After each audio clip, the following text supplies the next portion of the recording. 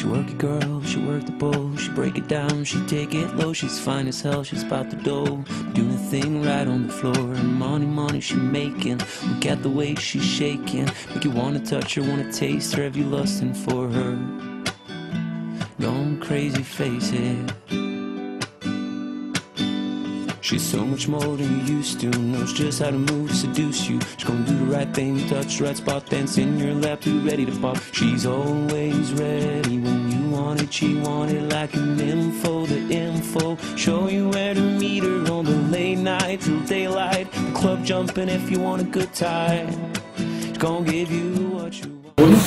Il y a 10 ans de ça, j'en ai assuré la présidence pendant 2 ans et j'ai repassé le flambeau récemment. J'ai monté cette association Amnia-Dysphasie parce que j'étais grand-père d'un enfant dysphasique et qu'à l'époque, il n'y avait strictement rien pour prendre en charge ces enfants. Ces enfants qui avaient d'énormes difficultés dans les apprentissages se retrouvaient dans des IME, instituts médico-éducatifs, ils se retrouvaient avec des trisomiques, avec des enfants avec des déficiences de toute nature et à l'époque, ils étaient plutôt tirés vers le bas que vers le haut. Le parcours de mon petit-fils, en 2 mots, dès 6 ans, il a intégré le CROP. Le CROP, c'est le Centre de rééducation de l'ouïe et de la parole à Jean Lonjaret, qui est à Châtillon-de-Zère. C'était un institut de jeunes sourds. Et les effectifs dans ces instituts étaient en régression, non pas qu'il y a moins de sourds, mais qu'ils sont mieux en mieux appareillés. Et ils ont accepté d'ouvrir leur classe à nos enfants. Ça a été un bien, notamment pour les enfants atteints de manière assez sévère. Il y a des enfants, il y a 6-7 ans, avec très peu de langage. Donc dans le milieu ordinaire, c'était vraiment quelque chose de très difficile à supporter pour eux. Et le problème de ces enfants, c'est que bien souvent, leur difficulté, j'aime pas trop employer le mot handicap, mais leur difficulté était encore mis en avant de par leurs troubles, leurs difficultés à communiquer. Ils développaient souvent des troubles du comportement. Et l'éducation nationale jugeait ces enfants essentiellement à l'époque sur les troubles du comportement. Et c'est ce qui souvent les justifiait leur exclusion. On les sortait de l'école parce que turbulents, parce que si, parce que là. Alors que c'est des enfants qui, ne pouvant pas mettre en place le langage, avaient d'énormes difficultés à communiquer et avaient du mal à se situer. Malgré ce parcours un peu chaotique, il a réussi donc, à passer 2 CAP. Notamment, il est allé en maison familiale rurale. Donc pour les enfants en grande difficulté, c'est aussi quelque chose d'intéressant. Ces maisons familiales rurales, c'est des institutions où l'éducation est régie par le ministère de l'Agriculture et non pas le ministère de l'Éducation nationale. Et souvent, ces établissements prennent les enfants à ce qu'on appelle en alternance, c'est-à-dire une semaine chez l'employeur, une semaine au travail. Et il a passé 2 CAP, c'est un peu réticente en disant oh, on n'est pas habitué, on va prendre des handicapés. Alors je dis attendez, c'est pas un handicap physique, je comprends qu'un quelqu'un en fauteuil pour faire de travaux paysagers, c'est pas évident, mais là c'est. Et finalement, il a été pris et le premier CAP sur 17 ou 18 présents, il y a eu 12 réussites et il a fait partie des 12 réussites. Il a voulu continuer, il a 2 nouveaux barrages, oh ben oui, mais on ne fait plus de BP professionnel, on fait que le bac pro. Dans le bac pro, il y a beaucoup de comptabilité, il y a beaucoup de choses comme ça. Il risque de. Comme il voulait à tout prix continuer un peu quand même à l'école, il a fait un 2e CAP horticulture. Il a eu les 2. Et à la sortie de l'école, eh ben, il a bataillé pendant quelques mois dans l'intérim. Et depuis début mars, il est employé en CDI dans une grosse entreprise de Chazal. Voilà. Donc je vais vous présenter les personnes qui vont venir, qui vont intervenir pour toute cette table ronde. Vous avez M. Denis Granchet, mission handicap université, ici présent. On passera dans tout à l'heure. Il y a M. Thierry Delers de l'ADAPT. C'est lui. M. Rabéron n'a pu se déplacer, il est remplacé par le directeur du CESAD. Et Christophe Gauchy également, qui est éducateur, c'est ça? Je sais jamais bien le terme exact, il est éducateur au CESAD. CESAD, qu'est-ce que c'est? Parce que c'est vrai qu'on a l'habitude dans un langage souvent avec des initiales. CESAD, c'est service d'éducation et de soins à domicile. En fait, la théorie voulait que ces centres se déplacent vers les enfants, et là, matériellement, on s'est aperçu que les soins à domicile, eh bien, ils se faisaient au domicile du CESAD et non pas, comme ça avait été dit dans les premières instances, où pour éviter les déplacements, soi-disant des enfants, on s'est aperçu que c'était inviable, et donc là, les enfants sont pris en charge dans ce sens. Vous voyez, la loi pour l'égalité des droits et des chances, la participation et la citoyenneté des personnes handicapées a affirmé le droit des personnes handicapées de pouvoir bénéficier d'un parcours de prise en charge qui soit adapté à ses besoins. Alors c'est très beau théoriquement, c'est la suite logique de cet accès à la scolarité en milieu ordinaire et l'accès à un métier en milieu ordinaire. On a deux caps. On a déjà le premier cap qui maintenant semble un peu abouti, c'est-à-dire que les enfants sont vraiment maintenant acceptés pour la plupart, pour pas dire la totalité, en milieu ordinaire. Au point de vue scolarité, par contre, il reste la transition pour passer en milieu ordinaire dans le monde professionnel. On constate une forte diminution des effectifs des jeunes handicapés au-delà du collège. Là, vous avez les chiffres. Dans le Rhône, on a 11 147 élèves en situation de handicap. Et dans ces 11 000, on a 4 125 élèves scolarisés en collège. On tombe à 633 en lycée, soit 0,4% des lycéens, ce qui est peu. Des lycéens et 0,4 et 1,3 en lycée professionnel. Et on ne retrouve plus que 21 élèves en BTS et dans les classes préparatoires aux grandes écoles. Donc vous voyez la chute. Alors les troubles du langage et de la parole, ça représente 17,5% des élèves en situation de handicap, ce qui est quand même relativement important. Donc Mme Monchamp, qui était secrétaire d'État aux personnes handicapées, a confirmé l'animation d'un groupe de travail en mars 2005, conduit par Yves Lachaud. Alors les extraits de ce travail qui a été fait, c'était pour les jeunes de 16 à 25 ans, la problématique classique des adolescents jeunes adultes est doublée par celle de l'acceptation du handicap.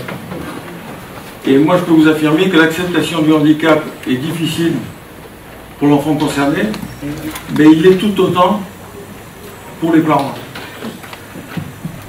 Je sais que quand j'avais des coups de téléphone le soir après 20h, et que j'avais le maman au téléphone en pleurs et que je lui disais que pour sortir de l'ornière, il fallait passer par la case handicap de manière à ce que l'enfant soit reconnu et que se mettent en place des structures pour prendre en charge la situation de l'enfant, souvent c'est un coup de massue que j'annonçais aux parents et les parents ne le prennent pas toujours.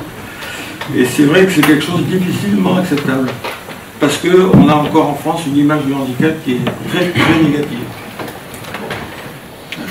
Les conséquences du handicap ne sont pas sans répercussions lourdes sur les perspectives d'insertion professionnelle. Il y a les difficultés d'accès à l'éducation et à la formation, l'altération du processus cognitif, ça va même dans certains cas jusqu'à la déscolarisation. Il y a le faible niveau de formation et la méconnaissance du monde de l'entreprise. Il est important d'avoir à l'esprit que la véritable et seule difficulté pour un jeune travailleur handicapé n'est pas le handicap, c'est la compétence. Les entreprises ne font pas du social, elles veulent embaucher des salariés compétents, productifs. Dès lors, il ne s'agit pas de traiter un handicap, mais un manque de compétences. La question de l'insertion en milieu protégé reste évidemment pertinente pour certains jeunes handicapés. On l'oppose parfois à l'insertion professionnelle en milieu ordinaire, mais il représente aussi une vraie forme d'insertion. Alors les trois principales difficultés rencontrées par les jeunes handicapés sont souvent un faible niveau de formation, la méconnaissance du monde du travail et des difficultés à se mobiliser, et l'acceptation du handicap. Les 4 besoins prioritaires des jeunes handicapés sont l'aide à l'acceptation du handicap, l'accès à l'information, l'accès aux réseaux et aux outils spécialisés, l'aide à la définition d'un projet professionnel solide et à l'accès à la qualification. Des structures scolaires quant à la prise en charge des jeunes handicapés, le repérage du handicap, la complexité du suivi des jeunes handicapés, et les situations particulières liées à certains handicaps. Quels sont les besoins à couvrir? Les besoins non couverts ou insuffisamment couverts, et là, il faut bien imaginer que ça, c'était donc en 2005, c'est l'accompagnement vers l'acceptation du handicap, l'accès à l'information, la prise en charge juste après la déscolarisation, l'accompagnement spécialisé vers l'alternance ou l'emploi pour les jeunes handicapés non reconnus ou en attente de reconnaissance. Alors, Cotorep, c'était donc ce qui existait en 2005. Aujourd'hui, c'est la RQTH, la reconnaissance qualifiée de travailleur handicapé, qui est délivrée par la MDPH. Ensuite, il y a la remise à niveau. Il y a des interprètes en nombre suffisant, ça c'est surtout pour les sourds et malentendants. Des structures d'information disposant de matériel adapté. Des délais plus réduits d'acquisition de matériel adapté. Des déplacements adaptés pendant le parcours. L'accessibilité dans les locaux. Et un accès facilité aux réseaux spécialisés et un meilleur suivi en milieu ordinaire. Et quand on parle d'accessibilité aux locaux, on pense tout de suite au handicap moteur, mais pour les handicapés, notamment avec les troubles du langage, la signalétique, c'est ce que je vous ai remarqué tout à l'heure, la signalétique est très importante. Parce que si elle est uniquement 100 pictogrammes par test, les enfants qui ont des difficultés de langage ont des difficultés ensuite d'orientation. Les besoins non couverts ou insuffisamment couverts dans des structures d'accueil sont l'aide à l'évaluation du handicap et la validation médicale du projet en lien avec le potentiel d'apprentissage. Ce qu'on souhaiterait, nous, c'est que déjà, c'est le parcours, il y a le diagnostic. Une fois que le diagnostic est fait, il y a la mise en place des soins. Dans les soins, on a réussi, pendant le milieu scolaire, à ce que les soignants puissent aider les familles et participer aux différentes réunions qu'il puisse y avoir des établissements scolaires pour mettre en place tout ce qui a été prévu, comme les PPE, les projets personnalisés de PPS, projets personnalisés de scolarisation. Les termes, malheureusement, changent de manière séquentielle et très régulière, mais donc l'intérêt, c'est que les spécialistes, notamment les médecins, les neuropsy, soient présents et que ce ne soit pas un confrontement entre les familles et les enseignants. Parce que moi j'étais à plusieurs réunions, tout de suite les familles sont taxées de surprotection, en disant oui mais votre enfant finalement il ne travaille pas si bien que ça. Et là les professionnels peuvent dire oui mais c'est pas un manque de travail, c'est un manque de capacité dans certains domaines. Dans d'autres ça marche très bien. Et notamment chez ces enfants atteints de troubles des apprentissages, bien souvent un exercice réalisé aujourd'hui, si on lui redonne le même le lendemain, ça peut être un échec complet, une catastrophe. Donc ensuite il y a des besoins, donc l'aide à l'évaluation du handicap et la validation médicale du projet, c'est ce que je disais, l'accès aux aides techniques et humaines pendant le suivi, parce que là aussi on s'aperçoit que sont très très peu utilisées à l'heure actuelle les aides techniques. Et il en existe de fabuleuses. Et je pense qu'il va falloir qu'on se batte pour qu'à l'éducation nationale, les enfants atteints de ces troubles puissent avoir leur ordinateur, les jours d'examen, avec des outils, et notamment, moi j'en ai un sur lequel j'ai fait travailler mon petit-fils, qui s'appelle Medialexis, mais je ne veux pas faire de la publicité, c'est simplement des gens qui, dans une université de Clermont-Ferrand, ont regroupé des logiciels existants et les ont rendus manipulables par des enfants grâce à des pictogrammes. On voit une oreille, donc c'est la reconnaissance vocale, il y a des choses comme ça, et donc l'accès est assez facile. Et c'est des logiciels qui ont une reconnaissance vocale fabuleuse. Le gamin dicte, l'ordinateur tape, et sans trop de... avec une certaine... Il faut effectivement qu'il y ait un apprentissage qui est assez long et laborieux, mais il ne faut pas croire que c'est un appareil miracle. L'appareil ne fait pas tout, mais il les aide suffisamment. Il y a un correcteur de dysorthographie qui est assez fabuleux, et là on m'a dit oui, mais c'est pas avec ça que vous allez leur apprendre à écrire. Peut-être, mais quand un enfant s'exprime, et je vois par exemple s'il écrit Jésus-Christ, comme je l'ai vu faire, J-E accent aigu, plus loin Z-U, plus loin CRI, l'ordinateur le transforme bien en Jésus-Christ. Donc dès l'instant que ce que dit l'enfant est reconnaissable, l'ordinateur est capable de juster. Donc toutes ces choses-là, je pense qu'il va falloir qu'on se batte pour que ça soit pris en compte et que ça soit utilisé, notamment le jour des examens. La clarification des réseaux pour construire le parcours des jeunes handicapés, un conseil spécialisé, orientation, acceptation du handicap, discours aux entreprises, un appui spécifique pour la prise en charge des jeunes handicapés psychiques, le développement de l'accès aux structures existantes, mission locale, Cap Emploi. Et après la scolarité, alors les propositions, donner à chaque jeune handicapé une orientation validée par une mise en situation professionnelle. Favoriser la voie de l'alternance. Alors je crois qu'il y a quelque chose de très typique avec ces enfants, c'est qu'ils ont d'énormes difficultés avec tout ce qui est abstrait.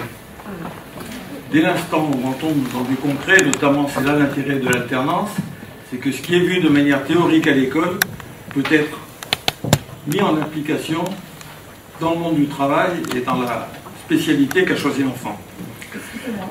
Et à partir de quel niveau de classe ils peuvent justement avoir de l'alternance? Si vous voulez, à l'heure actuelle, la scolarité est obligatoire jusqu'à 6e. Jusqu'à 16 ans, non mais jusqu'à 16 ans. Donc l'intérêt, c'est que ça peut se faire à partir de... en sortant du collège. Il faut aller sur le troisième.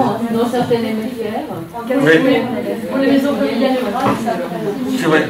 Les maisons familiales rurales acceptent effectivement les gamins à partir de la 4e. Pour les maisons familiales rurales, pour les mettre effectivement en situation. Donc ensuite, systématiser l'accompagnement des jeunes handicapés par un tuteur. Alors ça c'est très très important, notamment dans l'entreprise. Un tuteur, c'est quelqu'un qui est capable d'aider effectivement le jeune handicapé, mais surtout de faire passer le message aux collègues de l'entreprise, aux gens qui entourent la personne embauchée, des difficultés qu'elle a, mais aussi des capacités qu'elle a. Parce que c'est des gens qui, certes, ont des difficultés, mais ils ont aussi d'énormes capacités. Et dans les énormes capacités, moi je parle de ce que je connais, c'est les enfants dysphasiques, c'est qu'ils ont une très très très bonne mémoire visuelle. Moi j'en veux pour preuve, c'est souvent, maintenant ça y est, mais mon petit-fils à 7-8 ans, quand on allait à un endroit un peu nouveau, que je devais y retourner, c'est lui qui m'indiquait le trajet. Et ça marchait mieux que le tom-tom. C'est des gens qui ont une très très bonne mémoire visuelle, donc il faut utiliser ces atouts. Et comment dirais-je, le tuteur est là effectivement pour mettre en avant toutes les capacités et aussi expliquer aux gens qui entourent que c'est pas la peine de remettre sur le tapis sans arrêt les difficultés et qu'il faut essayer d'éviter de mettre justement l'employé en difficulté. Ensuite, créer un guichet unique, interlocuteur référent pour les entreprises, alors ça c'est un vœu pieux. Valoriser toutes les actions des entreprises en faveur de l'insertion professionnelle, ça aussi ça fait partie des... Et puis un label Solidaire Handicap pour récompenser ces entreprises. Voilà, j'en ai terminé. Donc je vais passer la parole aux intervenants spécialistes et on va essayer de voir avec eux où on en est de tous ces différents points. Excusez-moi. Oui. Le tuteur nous parlait en entreprise, il a quelle qualification? Comment il connaît? Disons que c'est une chose qui se met en place et c'est très variable suivant les entreprises. On en parlait tout à l'heure. Vous prenez des entreprises comme l'EDF embauche un nombre non négligeable de personnes handicapées et donc parmi les DRH, il y a des gens plus ou moins spécialisés et qui font office de tuteurs. Plus l'entreprise est importante, en général, plus ces structures existent. Et dans les petites entreprises, on connaît une qui a embauché un enfant dysphasique il n'y a pas si longtemps que ça. Le papa était bien placé dans la maison, mais il n'a pas voulu que l'embauche de son fils soit un passe-droit. Il a fait en sorte que le personnel soit aussi demandeur de cette embauche. Et il a présenté les difficultés de son enfant, il a présenté les difficultés qu'il a vues pour entrer dans le monde du travail, et donc ils ont mis en place un tutorat. Et le tutorat, ça a été fait par 3 personnes différentes, suivant les activités. Et ce jeune fait un travail un peu classique de récupérer le courrier, d'ouvrir le courrier, de le dispatcher, un travail relativement simple et tout, mais c'est un gamin qui a 25 ans, galéré, n'avait aucun emploi, et là, et chaque secteur...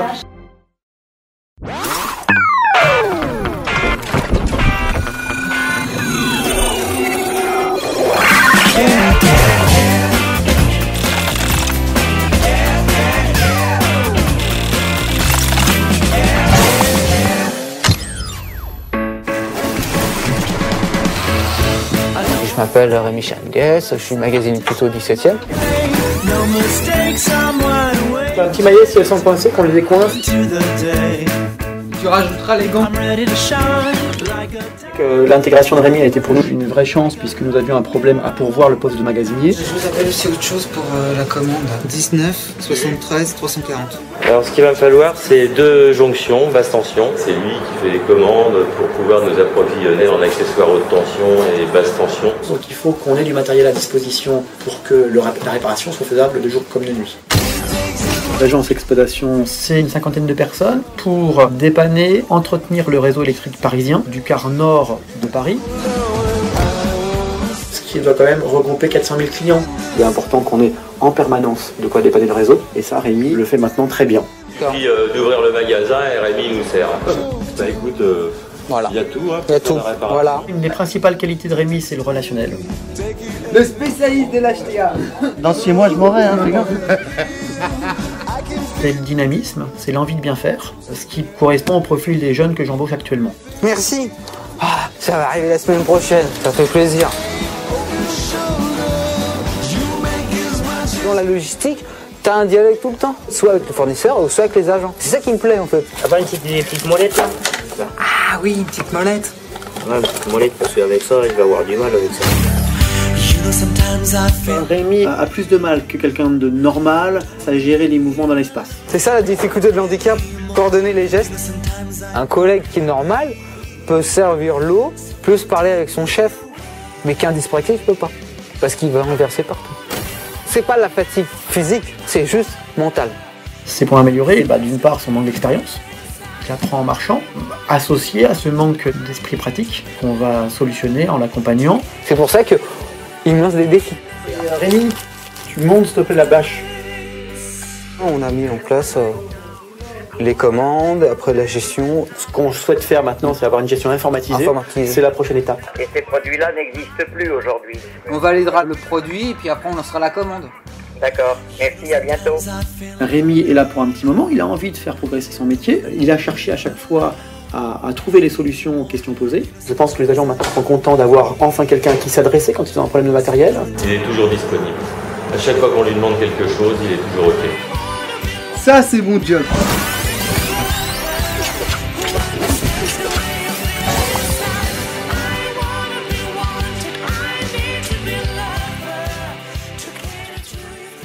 Je pensais que c'était peut-être important de vous faire réagir pour voir ce que suggère ce reportage, indépendamment de ses dimensions publicitaires dont je ne suis pas très fier, mais il fallait trouver un exemple.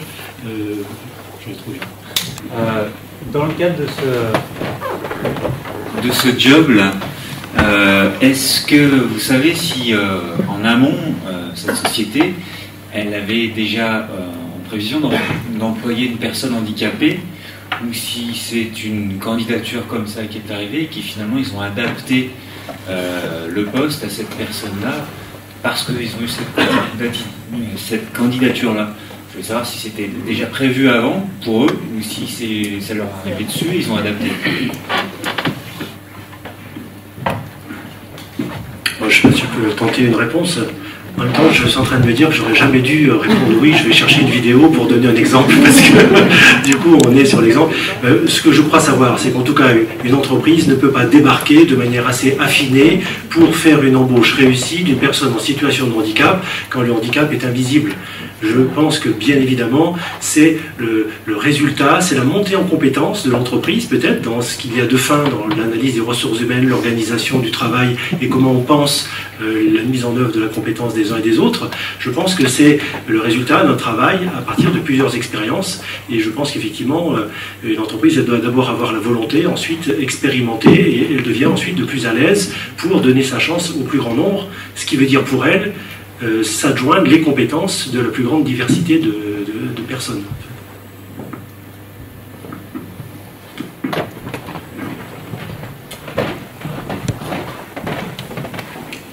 Oui, bonjour. Il me semble quand même que, en fait, à la base, pour les entreprises et plus encore pour les grandes, évidemment, c'est qu'elles sont obligées de prendre un pourcentage de personnes salariées, ce qui est une chance pour nos enfants handicapés. Elles sont obligées, sinon elles payent des amendes très très lourdes, en fait. Et donc il y a un organisme, je n'ai plus le nom, qui recense qui récupère l'argent de ces contraventions. Et je ne sais pas exactement quelle est l'utilisation de cette manne financière, mais j'ai su très récemment qu'il y en avait une et qu'il y avait possibilité de l'utiliser à bon escient. Alors d'un autre côté, moi, EDF, Areva, etc., plus les boîtes sont roses, plus elles ont une énorme somme à verser si elles n'utilisent pas une main-d'œuvre handicapée. Donc forcément, ils doivent aménager des postes en fait. Donc ça c'est bon à savoir, mais il faudrait peut-être recenser, peut-être qu'il y aurait une organisation à faire au niveau de des handicaps que les uns et les autres, suivant les métiers, sont capables d'organiser. De la même façon que de plus en plus on organise les écoles finalement par rapport à ce qu'il y a comme métier au bout. Est-ce que nos enfants handicapés, on ne pourrait pas les aider en mettant en fait plus en visualisation ce qu'il y a comme filière possible par rapport aux différents handicaps. Et ensuite, ce que je voudrais dire, c'est que par rapport aux grosses boîtes, c'est sûr qu'elles ont plus de possibilités d'embaucher des personnes handicapées parce qu'elles sont obligées de toute façon. Mais dans les toutes petites structures, dans ce qu'on appelle, moi je suis plutôt dans l'écologie, et dans tout ce qui est plutôt toute petite structure, c'est-à-dire proximité, et on parlait tout à l'heure d'agriculture, mais c'est évident que dans ces secteurs-là, il y aurait sûrement matière à développer de façon de proximité des métiers liés à ces handicaps. Est-ce qu'il y a des actions qui commencent à se mettre en réseau, en fait, liées à ces métiers spécifiques aux handicapés? Alors, je vais essayer de donner quelques éléments de réponse.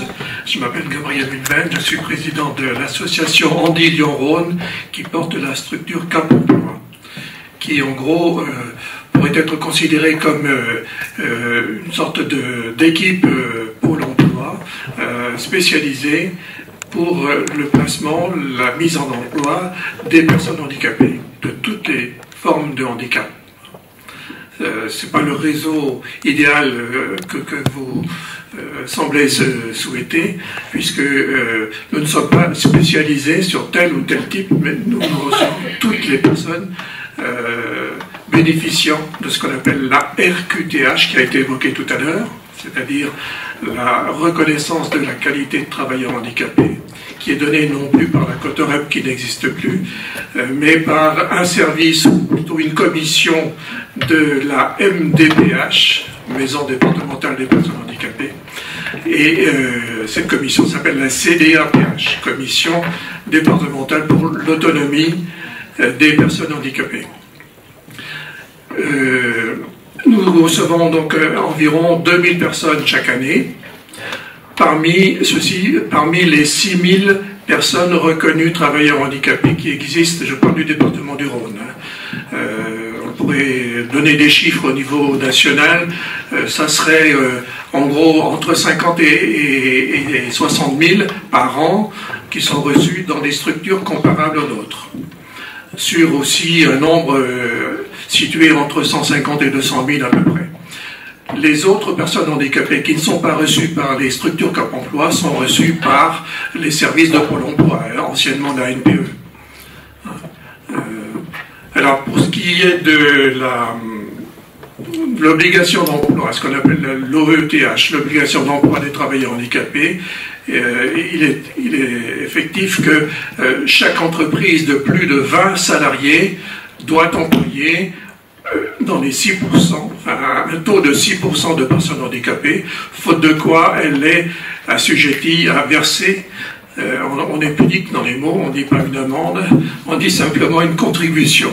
Alors cette contribution sera versée dans un cas à l'AGFIP, dans un cas, c'est-à-dire dans le cas des entreprises privées, c'est l'AGFIP, Association pour la gestion du fonds pour l'insertion professionnelle des personnes handicapées, il faut réfléchir un peu au sens des syllabes, enfin des lettres. Et puis, vous avez aussi, depuis la loi qui est passée en 2005, vous avez également une obligation analogue qui est donnée aux employeurs publics, à savoir les 3 fonctions publiques que sont les fonctions publiques d'État, les fonctions publiques hospitalières et les fonctions publiques territoriales. doivent aussi avoir dans leurs effectifs 6% de personnes handicapées, faute de quoi elles versent aussi une contribution, non pas à la GFIP cette fois-ci, mais à un autre organisme qui s'appelle simplement le FIPHFP, ou le Fonds pour l'insertion professionnelle des personnes handicapées dans la fonction publique. Voilà quelques éléments de réponse. On pourra peut-être compléter ce qui correspond à vos attentes par la suite. Et je donne la parole à Thierry Delers qui veut compléter. Si vous permettez, pour aller un petit peu dans la réponse un peu plus précise à votre question, de la question de la filière finalement, quels sont les métiers accessibles à nos enfants, dites-vous? J'aurais tendance à dire, essayons de ne pas reproduire ce dont souffrent encore certaines catégories de handicap, identifiées il y a fort longtemps, accompagnées souvent avec beaucoup de technicité et de pertinence depuis longtemps. Par exemple, je veux dire, les personnes aveugles n'ont pas toujours envie de faire du canage, rempaillage ou du standard téléphonique. Vous voyez? Alors, imaginons que pour les enfants touchés par une dyslexie, concernés par la dyspraxie, on trouve des métiers privilégiés. Si ce n'est pas leur envie, si ce n'est pas leur goût, ne les cantonnons pas. Voilà. Je comprends en même temps votre question, sans doute bien plus raisonnable que ne l'est ma réponse, mais à la DAPS, on se rend compte qu'au fil du temps, depuis 80 ans, on suit les personnes, on les accompagne pour qu'elles choisissent leur vie. Et ensuite, quand on a commencé, par exemple, et je fais souvent le parallèle entre les dyspraxies que je connais un peu mieux, puisque les dyslexiques ou les troubles verbaux sont accompagnés depuis plus longtemps, mais quand on a découvert la population des personnes cérébro-lésées, les jeunes qui ont eu un traumatisme crânien, coma, etc., quand ils reviennent j'allais dire à la vie, à la surface, quand ils reviennent à la connaissance, eh bien, ils ne sont plus les mêmes. Donc ce sont des troubles invisibles. Vous voyez l'analogie avec ce que vous connaissez. Eh bien, quand on a commencé à accompagner cette population, on a pensé que c'était difficile, qu'on n'y arriverait jamais, qu'il vaudrait mieux sécuriser les parcours en trouvant des voies possibles, etc. etc. Et 10-15 ans plus tard, mais pas plus, ça fait d'ailleurs exactement 15 ans, 15 ans plus tard, eh bien, on se rend compte qu'il y a des personnes qui accèdent à une diversité de métiers, une diversité de situations qui est quand même très raisonnable par rapport au fait que la loi de 2005 considère que chacun doit pouvoir faire son projet de vie et choisir sa vie. Voyez. Donc, pour ne pas être trop long, ma réponse c'est plutôt, voyons comment, pas toujours faire sauter plus haut les personnes handicapées pour qu'elles soient hyper compétentes, hyper adaptées, voyons comment travailler le cuir de la société pour qu'elles deviennent plus performantes à intégrer les uns les autres avec chacun ses différences.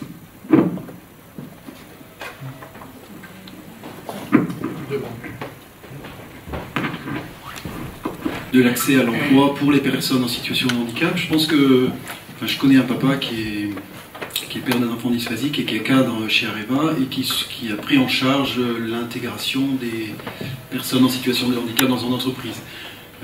Les grosses entreprises sont compétentes maintenant pour tous les handicaps visibles ou facilement repérables, comme effectivement le problème de vision, s'il faut mettre des montées pour les chaises, pour les personnes en fauteuil. Mais ce qui manque, vous en avez parlé tout à l'heure, c'est un système de tutorat en entreprise.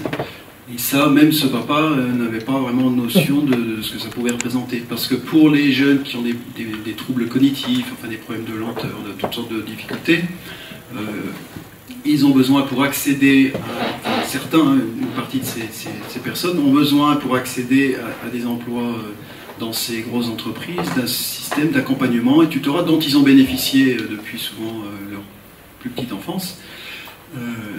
Parce que le problème, c'est pas simplement le problème technique, ces jeunes ont des capacités, ont des compétences, après c'est un problème relationnel souvent.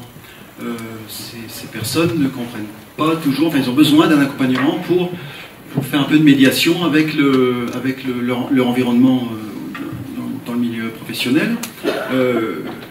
Et un certain nombre de ces personnes ont besoin de cet accompagnement de façon durable. C'est pas seulement quelques semaines pour les intégrer, il faut en permanence quelqu'un pour les accompagner au travail. Et on avait parlé avec M. Delers il y a quelques années de la possibilité d'intégrer des personnes dysphasiques dans les attormures de l'ADAPT. Parce que les attormures, c'est encore une solution où justement il y a cet accompagnement un peu plus prononcé. Voilà. Mais le système du tutorat demande de vraiment être développé, mais il faudrait former des tuteurs aussi dans les entreprises. Il faudrait trouver des personnes qui forment ces tuteurs.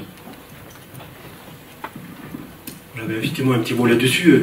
Les ATORMUR, peut-être en 2 mots, vous savez, on connaît les CAT, les centres d'aide par le travail, ça s'appelait maintenant établissement et services d'aide par le travail.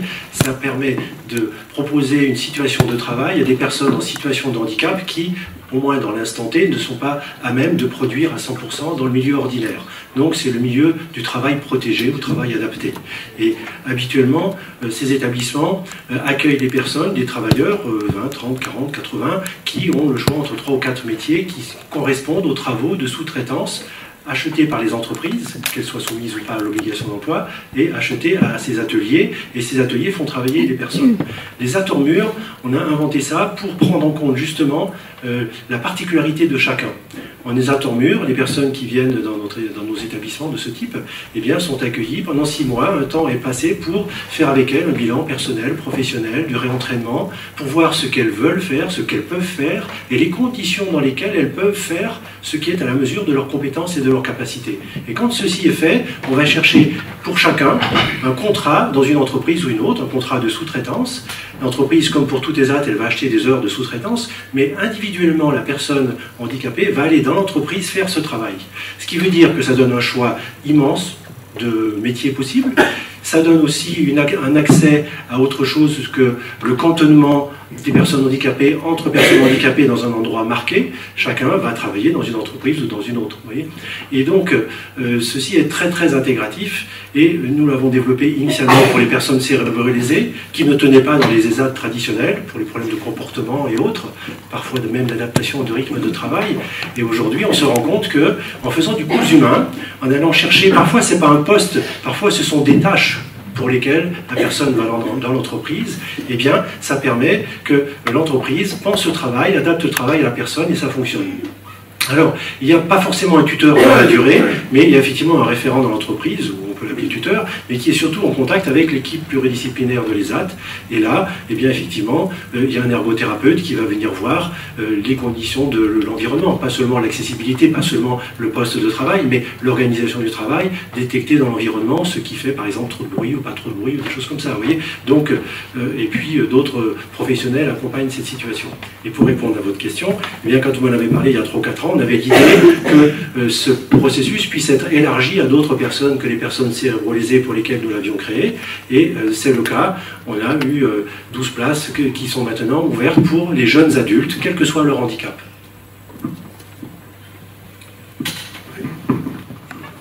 Et même Thales. Thales, entreprise donc de fabrication de matériel militaire aussi. Ces entreprises-là ont toute une politique sociale d'accueil des personnes handicapées. Elles ont, en général, même toutes celles-là, elles l'ont certainement, un accord d'entreprise signé avec les partenaires sociaux. Et toute embauche de nouveaux collaborateurs handicapés doit normalement être précédée d'une préparation de l'équipe de travail. Si on veut respecter vraiment les termes d'un accord d'entreprise qui a un sens, si vous voulez. Hein. J'étais moi-même responsable d'un accord d'entreprise dans une grosse entreprise de la région lyonnaise, que je ne nommerai pas, et c'était tout à fait mon rôle que de préparer l'accueil des personnes handicapées dans l'équipe de travail. Tout à l'heure, monsieur, vous avez cité les aides techniques ou les aides humaines qui peuvent être mises au service, en quelque sorte, de l'intégration des personnes handicapées. Ceci en fait partie. Voilà, ça c'est pour les grosses entreprises. Maintenant, nous ne faisons pas d'illusions. Ce ne sont pas les grosses entreprises qui embauchent les bataillons de personnes handicapées. Sur les 1000 et quelques personnes handicapées que nous plaçons chaque année dans le Rhône, la grande majorité sont placées dans des petites ou moyennes entreprises.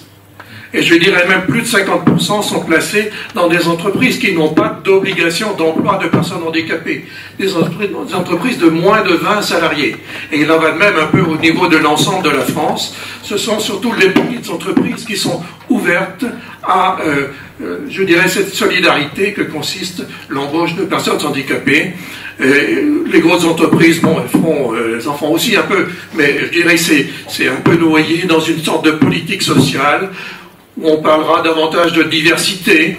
C'est bien, parler de diversité, je n'ai rien contre, bien entendu, mais nous, dans notre champ d'intervention, nous souhaiterions qu'on ait quand même un regard beaucoup plus pointu, je dirais, sur l'embauche proprement dite des personnes handicapées. Voilà ce que je voulais dire à ce sujet. Juste une petite seconde, moi je voudrais donner la parole à M. Granchet parce qu'il y a un point qui pour l'instant reste un petit peu, donne un peu une sensation d'inaccessibilité pour nos enfants, c'est le problème des études et notamment l'entrée en faculté. Attendez, excusez-moi, je crois juste intervenir. J'ai juste une question par rapport à justement au monde du travail. Enfin, en fait, c'est deux questions. Moi, à ma connaissance, les ESAT, il fallait quand même avoir une capacité de travail très inférieure à la capacité classique. Donc, je veux dire qu'un enfant qui souffre de troubles 10, qui est quand même le thème de la journée d'aujourd'hui, a priori, il ne va pas en ESAT après. Ça, c'est la première question. Donc là, voilà, quid de ce type d'enfant. Et puis la deuxième, c'était pour être travailleur handicapé en entreprise, il faut forcément avoir eu une reconnaissance MDPH, donc avoir un dossier handicap à la MDPH. C'est ça. D'accord, voilà. Ok, merci. Sur l'accès aux ESAT, en fait, effectivement, c'est la MDPH qui décide déjà, en fait, en fonction de différents critères. Elle peut considérer néanmoins qu'à un instant T, c'est très difficile pour le jeune en question d'accéder au milieu ordinaire, qu'il a peu de chance, et pourquoi ne pas faire une orientation en ESAT de type hors mur pour une durée de 2 ans, par exemple, et ce qui permet d'utiliser cet établissement comme un marchepied pour s'entraîner au travail dans des conditions adaptées. Mais je ne suis pas là pour dicter la politique à la MDPH, vous avez raison. La réglementation est telle qu'il faut avoir une capacité de production a priori inférieure à 30%, je crois. Enfin, je ne sais pas comment on mesure ça, mais bon, peu importe. Les 10, en l'occurrence, ne sont pas vraiment concernés, à mon avis. Peut-être. Alors, peut-être les multi-10, effectivement, s'il y en a. Après, si vous voulez, il y a une question de... Rien n'est jamais définitif, il peut y avoir une question de tactique pour s'inscrire une étape comme celle-ci dans un parcours. Je pense qu'il faut réfléchir parcours, sinon on est entre tout rien, on n'avance pas beaucoup.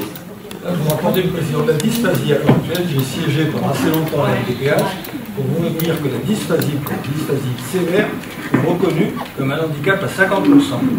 Cet handicap à 50% donne l'autorisation de demander, vous avez un exemple ici, mon petit-fils, a bénéficié de la RTQTH, c'est la reconnaissance qualifiée de travailleur handicapé. Il l'a utilisé pour se faire embaucher. Rien n'empêche, dans 1 an ou 2, et je l'ai vu avec son tuteur d'entreprise, on effacera ça et il va rentrer dans le cursus classique de l'entreprise avec les progressions qu'ont les autres. Et cette appellation d'handicapé va disparaître. Mais si vous voulez, la première chose, quand il a eu cette reconnaissance, il y a eu un travail qui a été fait avec Pôle emploi et avec la mission locale de notre mairie, où ils se sont mis en rapport, et il faut dire une chose, c'est que l'entreprise est intéressée, parce que ça lui fait un abattement au niveau salaire relativement conséquent. Je crois que c'est... Je ne sais pas si vous avez les chiffres en tête, moi je ne les ai pas. Ça peut aller jusqu'à une année du SMIC. Voilà. Donc l'entrepreneur ne fait pas ça non plus de manière purement...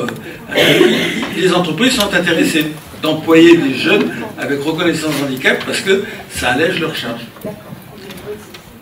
Et puis sur la question des 10, justement, les 10 c'est des diagnostics. D'accord. Donc ce que je voulais dire surtout, c'est que les enfants, ou même les adultes d'ailleurs, handicapés, ne sont pas tous les mêmes. Même si on dit qu'il est dysphasique, dyslexique, dyspraxique, ça c'est qu'une manière de voir la question. C'est avant tout des individus qui ont plus ou moins de difficultés avec leur handicap, qui peut aller effectivement jusqu'à l'ESAT, comme à l'intégration dans un milieu ordinaire. Donc on ne peut pas dire tout de suite 10, non pas d'ESAT. Oui, vous voyez? Voilà. C'était sur un plan statistique que ça paraissait, mais bon, ok. Oui, effectivement. Oui, c'est ce que je voulais dire, c'est que l'important n'est pas de travailler en milieu ordinaire ou travailler en ESAT ou en ESAT hors mur. L'important, c'est d'être bien dans son travail à compétences et capacités égales, certaines personnes vont se trouver très bien en milieu ordinaire et d'autres vont se trouver très bien en ESAT. L'important, c'est d'être bien au travail, d'être bien dans sa vie, et ça dépend d'énormément de facteurs, pas seulement des capacités et des compétences. Il y a un tas de choses qui rentrent en jeu, et il ne faut pas oublier que voilà, on a fait une personne et un projet, quoi. La personne construit un projet de vie et qui peut évoluer au cours de la vie. On peut passer du milieu protégé au milieu ordinaire, et l'inverse. L'important, c'est d'être bien dans son travail. Moi, je voulais simplement dire qu'avec la RQTH, il y a des possibilités de formation courtes ou longues. Et souvent, ça aussi, c'est des tremplins à saisir. Quelquefois, une entreprise a besoin d'un certain type de travailleurs, alors qu'ils soient handicapés ou pas. Mais à ce moment-là, ça permet une formation et ça donne aussi un plus aux personnes. Bonjour, je voulais en revenir au cas de votre fils. En fait, alors, il a dû quitter le système du travail handicapé en fait pour avoir une progression plus importante dans l'entreprise, en fait, où il est actuellement, d'après ce que j'ai compris. Vous expliquez qu'il a dû quitter il a dû enlever son statut d'handicapé de l'entreprise pour progresser dans l'entreprise, c'est bien ça? Non, je me suis peut-être mal exprimé. Pardon, je me suis mal exprimé. Il a le statut, il a la reconnaissance de travailleur handicapé qui lui a permis de monter un dossier pour se faire embaucher, mais rien n'empêche, son tuteur lui a bien dit, rien n'empêche d'ici 1 an ou 2 de sortir de cette appellation pour rentrer dans le circuit classique et avoir la notation comme tous les employés d'entreprise. Il est dans les travaux paysagers, dans une entreprise qui a une centaine de personnes, et donc il sera classé, noté comme les autres. Bonjour. Je suis père d'un enfant qui est ici, juste à côté de moi, et en plus je suis employeur. Et j'ai des sociétés qui aussi assurent de la formation en apprentissage. Notamment, je suis directeur d'un organisme gestionnaire qui fait de l'apprentissage, qui est un CFA. Je me suis rendu compte, pourtant, en étant un peu quelqu'un de privilégié, connaissant le monde de l'entreprise, petite, grande, moyenne, père d'un enfant que je découvrais avec sa situation de handicap, spécialiste de la formation par l'alternance, parce qu'on l'a inventé il y a 50 ans, qui a une grande difficulté qu'on n'aborde jamais, c'est l'orientation des enfants. Rien n'est fait à ma connaissance, mais peut-être que comme n'étant pas un spécialiste de tout, il n'est pas très facile d'aider des enfants qui ont des difficultés, de trouver le bon métier, de trouver le bon emploi, qui leur permettent effectivement d'avoir un succès dans leur carrière professionnelle. Je connais des jeunes que l'on a pu placer dans certaines entreprises, qui effectivement, si l'équipe pédagogique du centre de formation, si l'entreprise n'a pas de référent, même si les maîtres d'apprentissage sont coachés et formés, il est des fois assez difficile de faire en sorte qu'en fonction du handicap, on trouve une voie réussie, même si aujourd'hui on se forme tout au long de la vie, et que je pense que les premières parties de la vie professionnelle d'un jeune, c'est découvrir les métiers. C'est déjà difficile quand on n'est pas handicapé. C'est difficile parce qu'on n'a pas préparé le corps enseignant à connaître les métiers. Il y a des métiers que l'on ne découvre pas parce qu'ils sont fermés dans des boîtes. On va parler des grandes entreprises que je connais bien, mais c'est souvent une entreprise de transformation. C'est un grand parallépipède au bout d'une zone industrielle, et à l'intérieur, qu'on soit opérateur en logistique ou magasinier, je peux y répondre un jour, c'est la même chose, simplement ce qu'on a fait, pareil, on a fait un peu de marketing. Moi, la question, a-t-on aujourd'hui, vu ces recherches que l'on fait, d'un suivi statistique sur quelle orientation a été choisie, quel parcours professionnel on digne de réussite, et après, c'est peut-être pour aussi les gens de l'université, c'est qu'est-ce qu'on fait aujourd'hui pour pouvoir favoriser l'insertion professionnelle, pas simplement dans les premiers niveaux de qualification. On parle de CAP, j'espère qu'ils peuvent aller vers des bacs pro, des BTS, et voir des cycles d'ingénieurs, ça existe. Donc je vais favoriser effectivement ce type de discours, si effectivement, déjà ils connaissent les métiers. Donc a-t-on entrepris, existe-t-il des sites, des moyens pour faire connaître ces métiers? A-t-on des analyses et des statistiques qui permettent de favoriser effectivement cette orientation? Et que fait l'université pour favoriser l'intégration, sachant que même si la plupart de ces jeunes ont des tiers-temps, c'est encore assez difficile de les faire obtenir de la part du corps enseignant. Bien, si vous permettez, je vais... Dernier petit mot, parce qu'il n'y en a peut-être pas un qui est un représentant du ministère de l'Éducation nationale. Chaque année, je le redis ici, et même si vous représentez l'université, il faut savoir que, vous le ramènerez au ministère, chaque année, les parents demandent des AVS. Chaque année, notre système éducatif freine des cas de fer. Alors je sais qu'il y a des problèmes financiers, pour pouvoir proposer à des enfants à la rentrée scolaire la possibilité d'être accompagnés. Donc c'est un peu la croix et la bannière. Si un jour on pourrait parler de ce type de sujet en faisant venir cette fois-ci le recteur et non pas ses inspecteurs, pour qu'ils puissent mobiliser les moyens, et si on veut qu'effectivement ces enfants soient insérés, commençons par préconiser au système scolaire ce qu'il doit mettre en œuvre.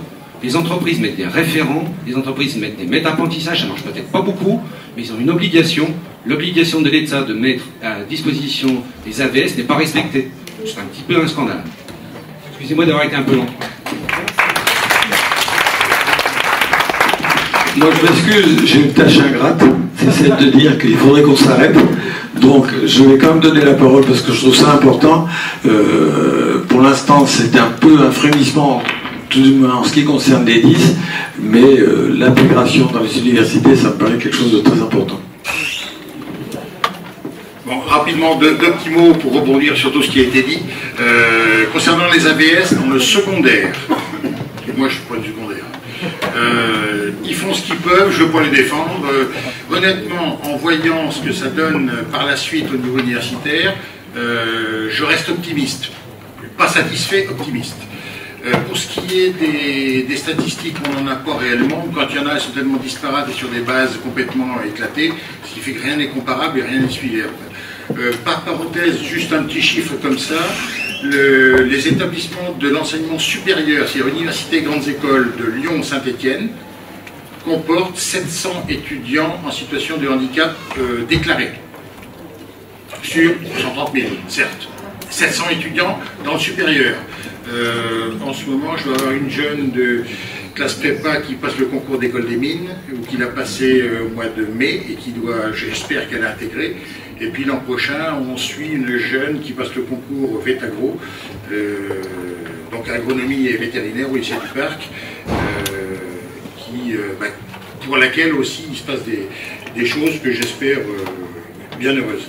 Concernant les tiers-temps, puisque c'est un des dossiers sur lesquels on y est. Alors le tiers-temps, je ne suis pas du tout ni décideur, ni quoi que ce soit. Le tiers-temps, c'est un maximum déjà. Donc se méfier dans les quotas de reconnaissance par la MDPH ou la CDAPH, c'est que certains établissements ont une fâcheuse tendance à faire une multiplication. Si votre enfant a une reconnaissance à 50%, ça arrive, eh bien ils vont avoir tendance à lui appliquer 50% du tiers-temps. Bon. Des choses sont négociables éventuellement, peut-être pas au niveau de la CDAPH, mais il y a des petits handicaps comme ça. Handicap supplémentaire du tiers-temps, je disais que c'était piégeux, je ne sais plus qui en discussion, dans les systèmes des concours. Quand vous avez une épreuve de 4 h le matin et de 3 h l'après-midi, vous ne mangez pas.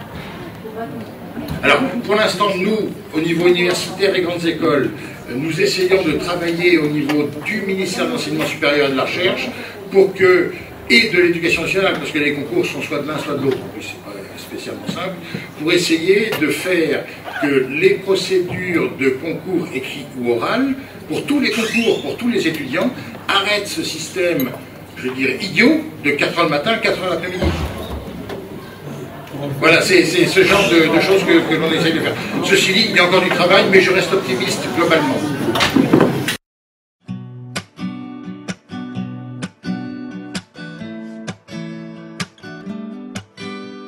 She work it girl, she work the bowl, she break it down, she take it low, she's fine as hell, she's about the dough, doing a thing right on the floor, and money, she make